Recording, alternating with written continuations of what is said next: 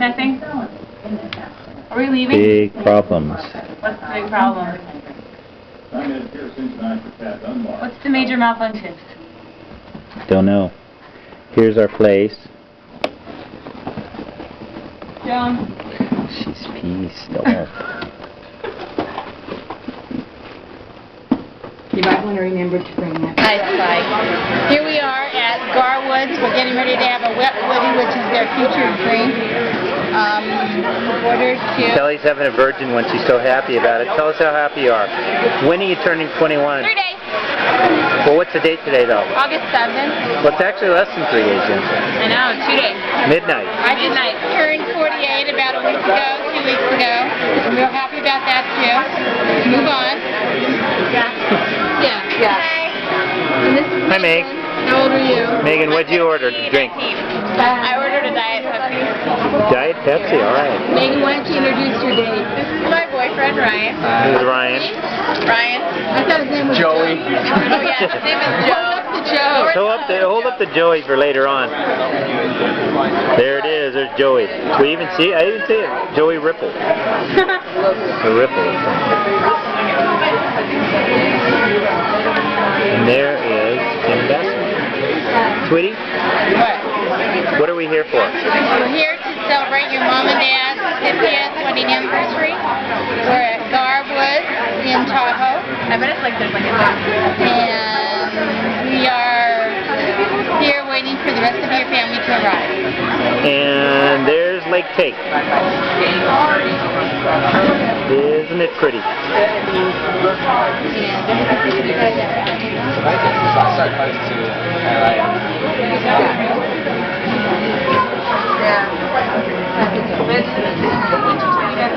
Ready to shovel. Because you have to shovel wherever you go. Shovel out your front door to get to the garage. On this auspicious occasion.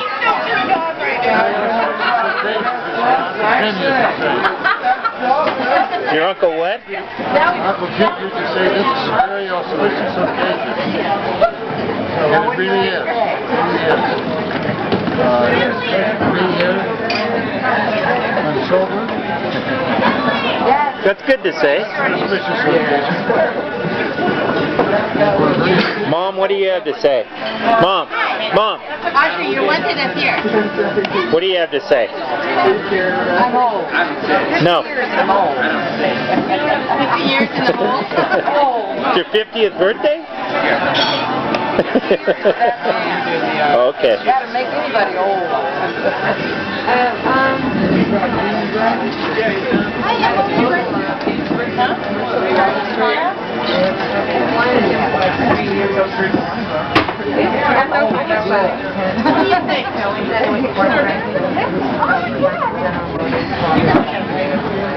Brian, what do you have to say about this auspicious occasion? Auspicious.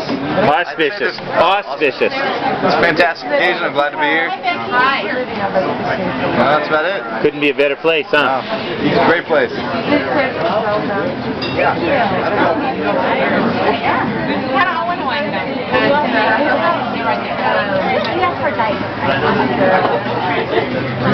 Thank you. 2 days. 2 days I can have rum and Coke. Actually, right. Well, you can't So where are we supposed to sit? Why don't we go upstairs? They prepared a podium. What? I was working 3 jobs. I could stand. Right, yeah, you're going to make Brian, you can make I'll listen. I don't have one plan. Maybe I will. Maybe I will.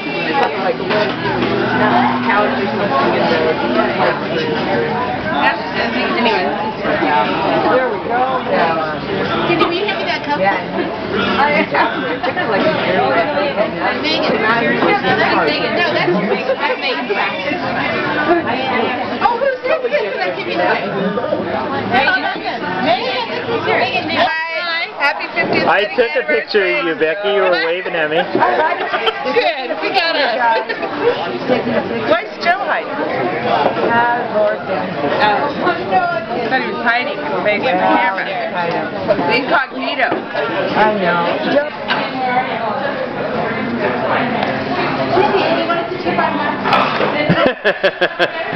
Camera, you guys camera hungry. What do you have to say for yourself? How much? Good.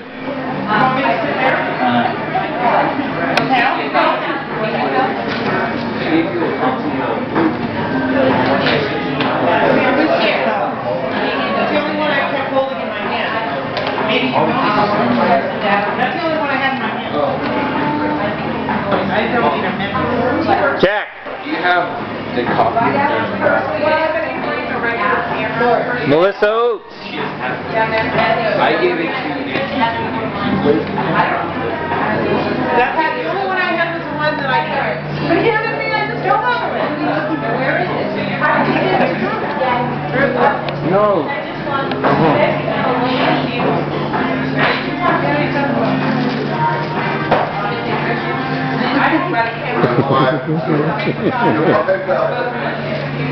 The other way around, Mom. There you go.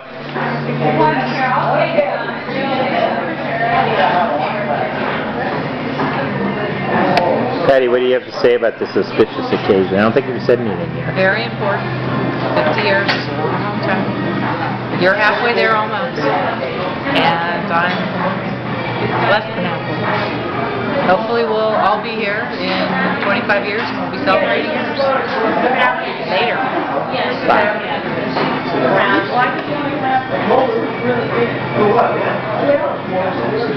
Joan.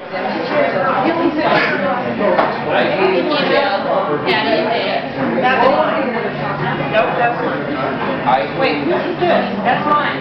Oh, you have yours is over here.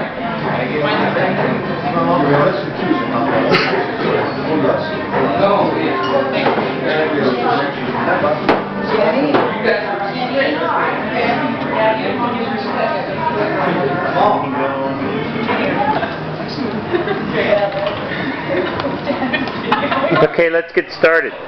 Speak loud. Kelly will begin. Okay, this is The Raven by Edgar Allan Poe.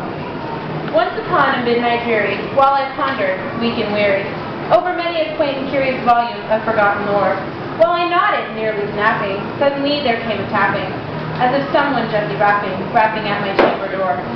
'Tis some visitor, I muttered, tapping at my chamber door, only this and nothing more.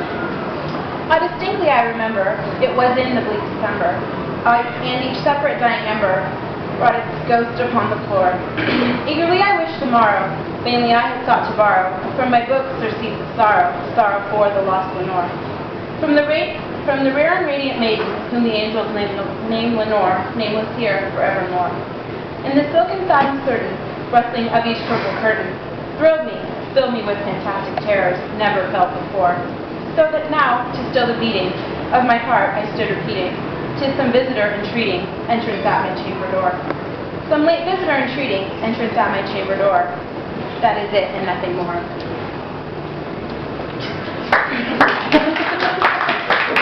Presently my soul grew stronger, hesitating then no longer. Sir, said I, or madam, truly your forgiveness I implore. But the fact is I was napping, and so gently you came rapping, and so faintly you came tapping, tapping at my chamber door, that I scarce was sure I heard you. Here I opened wide the door, darkness there, and nothing more. Deep into that darkness peering, long I stood there wondering, fearing, doubting, dreaming, dreams no mortals ever dared to dream before. But the silence was unbroken, and the stillness gave no token, and the only word there spoken was that whispered word Lenore. This I whispered in an echo, murmured back the word Lenore, merely this, and nothing more. Back into the chamber turning, all my soul within me burning. Soon again I heard it tapping, somewhere louder than before. Surely, said I, surely that is something at my window lattice. Let me see then, what thereat is in this mystery explore. Let my heart be still a moment, in this mystery explore. 'Tis the wind, and nothing more. Open here I flung the shutter, one with many a first flutter. In there stepped a stately raven of the saintly days of yore. not the least obstinate made he, not a minute stopped or stayed he. But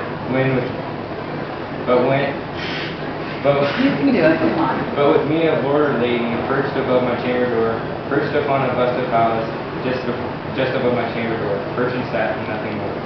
Then this ebony bird beguiling my sad fancy into smiling, by the grave and stern decorum of the countenance it wore, though the crest be stormed, and saving doubt, I said, heart of craving. Ghastly grim, ancient raven, wandering from the nightly shore, tell me what this lordly name is on the night of the venom shore, quoth the raven, nevermore.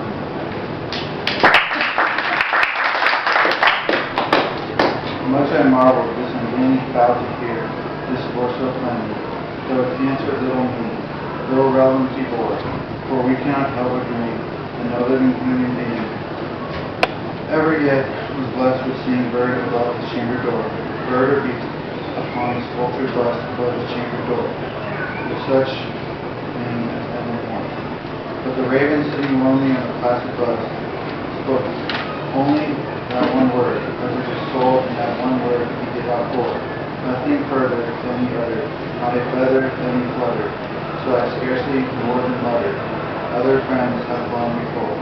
On the morrow he will leave me, as my hopes have flown before. Then the bird said, nevermore.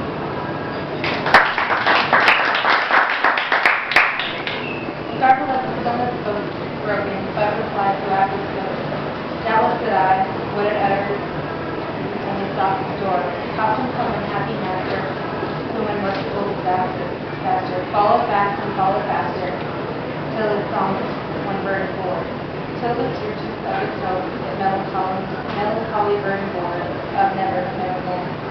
But the raven still beguiling, all my fancy into smiling. Straight I wheeled, the fishing seat in front of the bird, and thus consoled. Then upon the velvet speaking, I betook myself to looking. Fancy, unto fancy, thinking of what on this bird floor. What this grim and gay and ghastly, sonnet on this bird door, men croaking nevermore.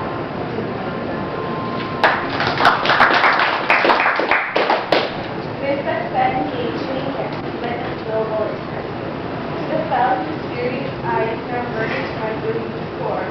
This I sat more, I said resigning, with my head in ease reclining. On this cushion's velvet lining, that the lamp might glow it o'er, but whose velvet violet lining was a light gloating o'er. She shall press on never more. Then me clap the air through this, with her beautiful swung by fair whose was all tool of the church floor. Wretch, I cried, a God, half my queen, by these angels that see.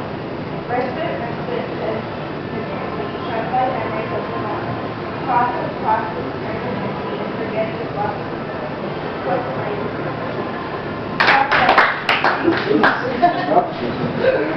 Prophet said, sin and evil prophet to those who are whether 10% or whether 10%, possibly here or short. Desolate yet always haunted on the desert where your champion. On this home by horror haunted, tell me truthfully I implore. Is there longing still weak? Tell me, I implore. Let's praise him nevermore.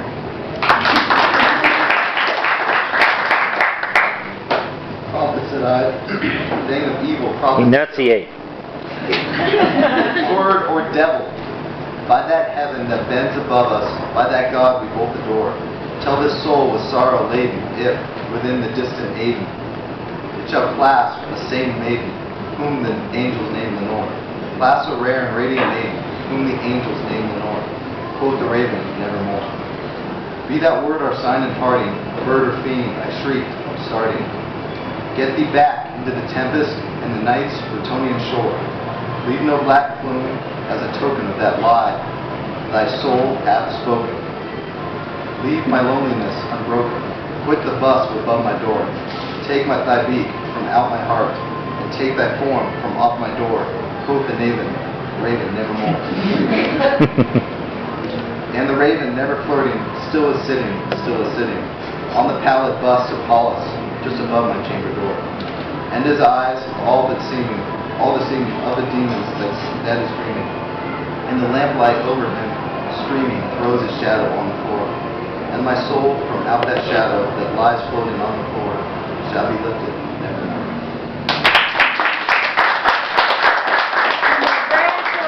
Forevermore. Thank you, children. Good job.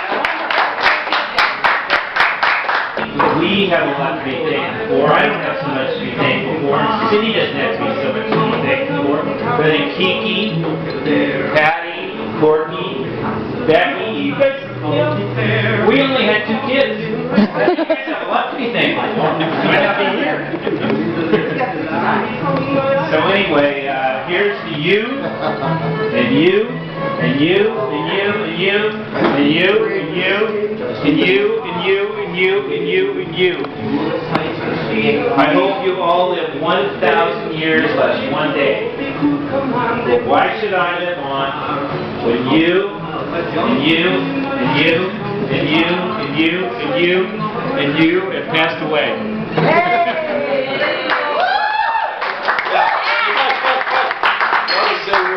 Where that toast came from. Who was the one that made that famous? Well, Grapers made that toast famous. Now, I call it Grapers. Some of these other people might call it Grandpa. Great-grandpa.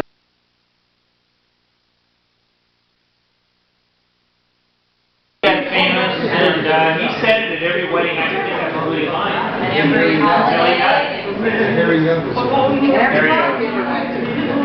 But every single time towards the end, he would say it. You'd go visit him at the convalescent hospital. He'd say, "Here, you and you." Maybe live 100 years.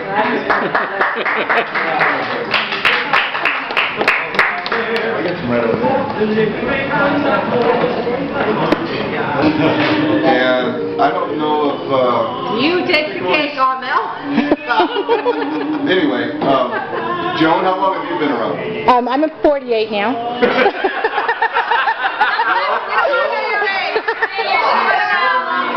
17 for Bill. No, more than that, Kenny. 76. We're 77. Well, that's 24. We're 25. I think I'm 74. Right? I don't know. Oh, okay. Okay, you're the best, kid. How long have you been around? 16 years. 84. No, I mean with this family. No. We know it. Hey, Ryan, 6 months. Anyway, here's to all the love and support that Jack and Audrey have given the in-laws, which is just about half the street. Here's to you. Thank you very much. Hey. You know what? Hey, we can add to that. You know, you've been married 50 years. I just want to add a little something back. Don't break it down.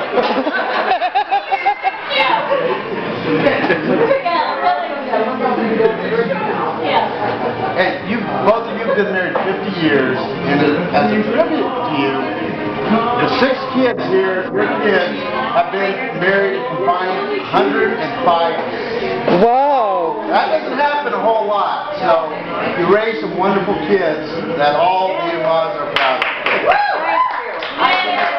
Patty, take a bow. Take a bow. Kiki, take a bow. Be around. 105 years. Spike, take a bow. 6 kids. Cindy, take a bow. You've all done beautifully. Becky, take a bow. You know, nod your head. Okay, let's see. And Ken leads the pack at 25 years. Today at Mike and Jones, we're watching when Dave and I got married. Dave's not in the video at all. Sorry, Dave. Go home. Sorry, Dave. You weren't there. He's in there. We gotta check that marriage license. It's official. And I remember all the preparation that went into that. And I know it was very hard for both of you to, on that last day, the last child getting married, and I know Dad was very sentimental, walking me up the aisle. Yeah. 20 years.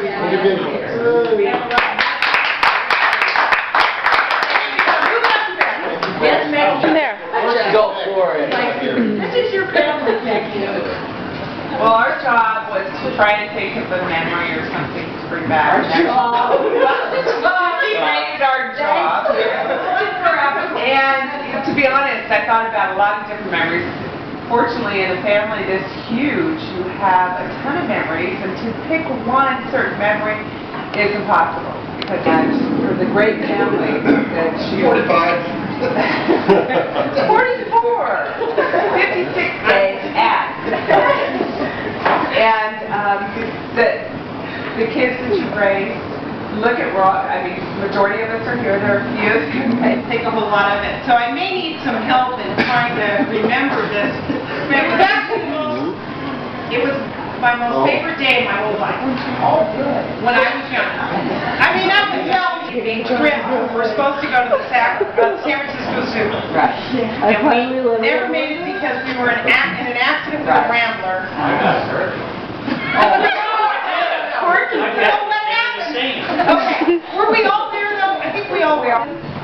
There was always good out of that. And that's, I don't know, that's why I remember that day so much. Oh, yeah. Really, I remember getting out of the car. And Lori McRae was there too. Was she? Yeah, she was with us. Right? Lori McRae goes too. It was the only time I think I've ever ridden in an ambulance, actually.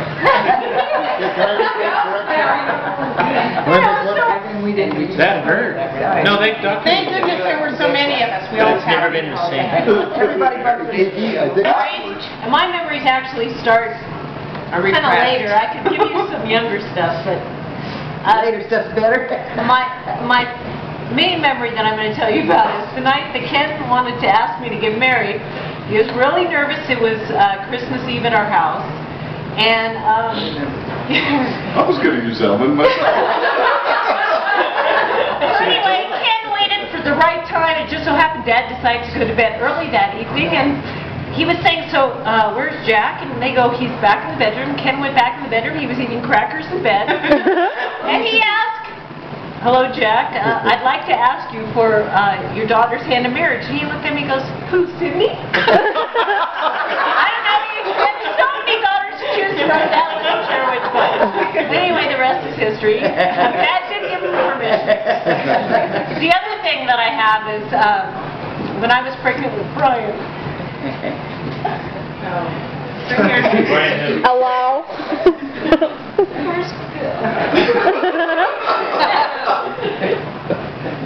Can't get you in focus. With who, Brian?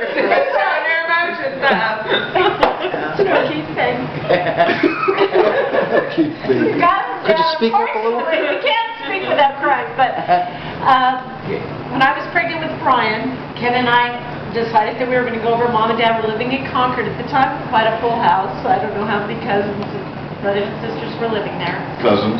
Yeah. Cousins too. Cousins, brothers and sisters, okay. So anyway, what happened was, Ken came home from work, we had called Mom and Dad and said we're going to come by, and I was really excited, sitting by the door waiting for Ken to come home, because Mom and Dad had waited for a really long time. I was 25, which I know that doesn't sound like much, but to Mom and Dad that had been years and years and years. And Ken came home and he was working on a job and his eyes were running and he was really tired. He just said, I can't do it tonight. And I said, what do you mean? This is the most momentous occasion in the O'Keefe family. We're having, the first grandchild and all that kind of stuff. And Ken just said, I kept saying, just go shower, take it easy, don't worry about it, we'll be on our way. He kept saying, I can't do it, I can't do it. And he goes, just call him and tell him I'll come by another time. So I just said, I can't do that. I waited too long to tell Mom and Dad that I am having a grandchild. So I called them up on the phone, and the funniest thing was they both dropped the phone and said, what? So anyway, 80 years? No, over 50 years. What? Oh, it's close to 51 years, maybe 50 years and a half, something like that. But I remember swimming. I remember being an egg and swimming towards that sperm. And I'm not kidding. I am not kidding. I remember that. And I was knocking out first round draft choices for the 49ers. I was knocking out first round draft choices for the Warriors. And you guys have no idea. Turn around. There's room for everybody. Because I'm not kidding you. there was a lot of potential there. Look what we ended up with. But bottom line is, look at everybody that you ended up with here. Right. Nobody's a first round draft for Yet. 49ers. Yet. Nobody's a symphony singer. Nobody's Yet. anything else. But look, you know, I look at her every day, and she's... I know, beautiful. What about the other one, Mike? Where's your Allow us in the house. What I'm telling you is, we're all average. But that's Average. But I knocked everybody out. Otherwise, you guys would just be, you know, on the middle.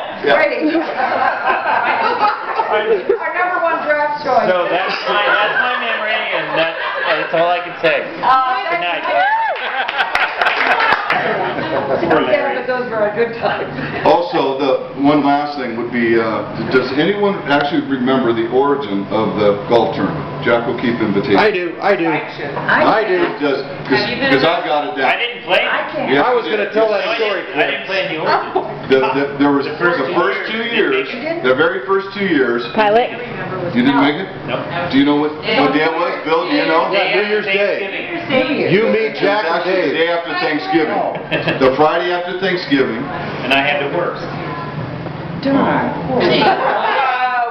was the start of it about 22 years ago, 1978, right around there. Done with that.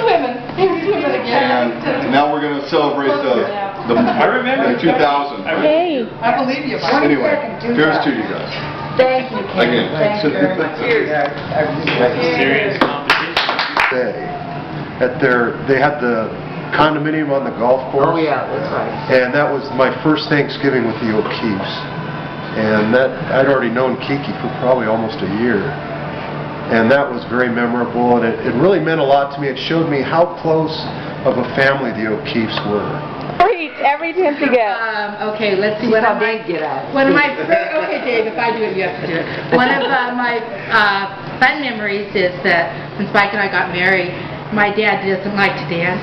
And when the father had to dance with the bride, my dad came out and did a couple steps, and then he says, I gotta get off. And then Jack comes out and whirls me around the floor, up and down, back and forth. Oh gosh. It was a long first dance, so that was kind of fun. I was introduced to the O'Keefe family with that. When Kelly and Megan were, oh gosh. Okay, Kelly and Megan were born,